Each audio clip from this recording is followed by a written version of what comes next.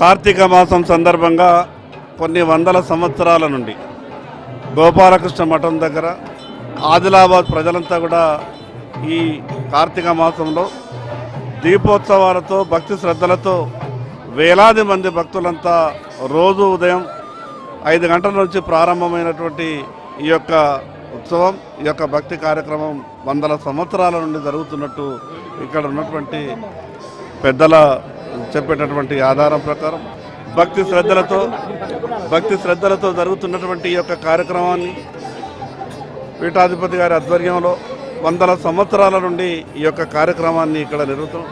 రాష్ట్రంలో ఎక్కడ లేని విధంగా ఇక్కడ కార్యక్రమం జరగడం నిజంగా ఆదిలాబాద్ ప్రజల యొక్క అదృష్టం. భవిష్యత్తులో కూడా ధర్మాన్ని కాపాడుకోవాల్సినటువంటి అవసరం ఉంది. మన ధర్మాన్ని మనం కాపాడుకున్నప్పుడే ఆ ధర్మం మనల్ని కాపాడుతుందని నానుడిని మనమంతా కూడా కలిసి ముందుకు తీసుకువెళ్లాల్సిన అవసరం ఉందని తెలియజేస్తూ మరొక్కసారి ఈ యొక్క కార్తీక మాస దీపోత్సవ శుభాకాంక్షలు.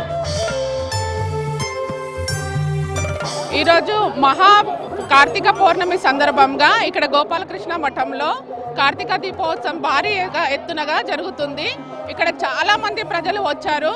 అందరూ తెల్లవారుజామునే స్నానం చేసి వచ్చి ఇక్కడ కార్తీక దీపోత్సవాన్ని దీపాలు వెలిగిస్తూ అందరం సంబరంగా జరుపుకుంటున్నాము. ప్రతి సంవత్సరము ఈ దశమిని, ఈ పండగని ప్రతి సంవత్సరము అందరూ కూడా కార్తీక పున్నమి రోజే జరుపుకుంటారు. ఈ దీపాలు అలంకరించిన తర్వాత ఆ కాంతులతో గుడి మొత్తం కూడా ఒక బంగారు యుగంలాగా కనిపించింది. ఈ జ్వాలలో అందరూ కూడా చాలా మెరిసిపోతూ గుడి కూడా చాలా అందంగా కనిపించింది.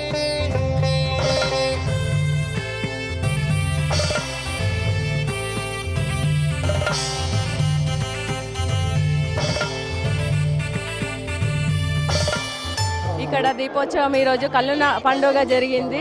ఈరోజు పున్నాం కాబట్టి ఎక్కువ కంటే ఈ సంవత్సరం రోజు రోజుకు భక్తులు చాలా పెరిగిపోతున్నారు. చాలా భక్తులు చాలా భక్తితో పూజిస్తున్నారు. అందరూ కూడా దీపోత్సవం కోసము పొద్దున్న 5 గంటలకి వచ్చి అందరు దీపాన్ని వెలిగించారు. ఈ విధంగానే నెల రోజులు ఈ కార్తీక మాసము నిండుగా కన్నుల పండుగగా ఉంటుంది. చాలా ఆనందంగా ఉంటుంది. చాలా సంతోషంగా ఉంది. ఇటువంటి కార్యక్రమం కూడా మన ఆదిలాబాద్లో పెద్ద ఎత్తున రోజు రోజుకు జరుగుతుంది. అందరూ కూడా భక్తులు సహకరిస్తున్నారు. అందరూ కూడా వస్తున్నారు. అందరూ క్షేమంగా ఉండాలని కోరుకుంటున్నాను.